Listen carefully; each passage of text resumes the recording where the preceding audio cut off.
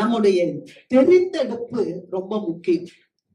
ஆண்டவர் சொன்னார், மாத்தாலே மாத்தாலே நீ பற்பல வேலைகளை செய்து நீ கவலைப்பட்டுட்டு இருக்க, ஆனால் மரியாளோ தன்னை விட்டு எடுபடாத நல்ல பங்கை தெரிந்து கொண்டாள். அல்லேலூயா.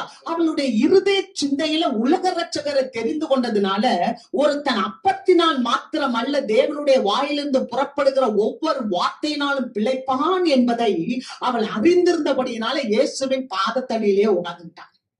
அல்லேலூயா. நீங்க செழிப்பு என்று சொல்லும் போது கானான்ல மட்டும்தான் செழிப்பு இருக்குன்னு நினைக்க கூடாது.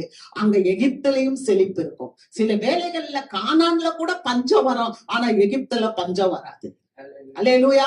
ஏன்னா நம்ம வேதத்தை வாசிக்கிறோம், எகிப்துல தானியம் இருக்கு அப்படின்னு சொல்லி அந்த யோசேப்பினுடைய சகோதரர்கள் எல்லாரும் கானான்ல இருந்து எகிப்துக்கு போனார்கள், சாப்பாடு வாங்க போனாங்க. யாக்கோபு அனுப்பி வைத்ததை நம்ம படிக்கிறோம். ஆமே.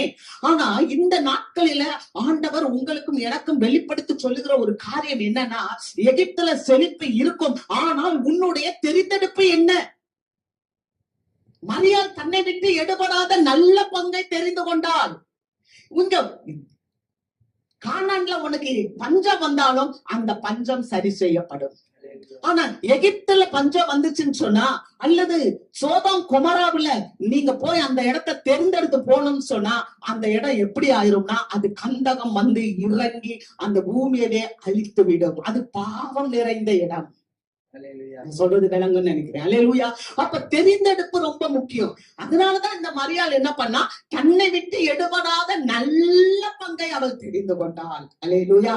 நம்ம தேவனுடைய சமூகத்தை வாஞ்சிக்கும் போது தேவனுடைய ஆசீர்வாதத்தை, இதுக்கு ஒரு உதாரணத்தை நம்ம நல்லா சொல்ல முடியும். நகோமியை குறித்து வாசிக்கும் போது அங்கே பெத்லகேம்ல பஞ்சம் வந்துருச்சு. பஞ்சம் வந்தனால அவ எங்க போனானா, மோவாபுக்கு போனான். மோவாபுக்கு போனதுனால அங்கே கணவனை இழந்தாள், பிள்ளைகளை இழந்தாள், மருமக்களை இழந்தாள், எல்லாவற்றையும் இழந்து அவள் தனிமையாக அங்கே ஆகாரம் உண்டு என்று மீண்டுமாக கேள்விப்பட்டு அதற்கு பிற்பாடு அவள் போய் ஆசீர்வாதத்தை பெற்றுக் கொள்கிறதை பார்க்கிறோம். அல்லேலூயா.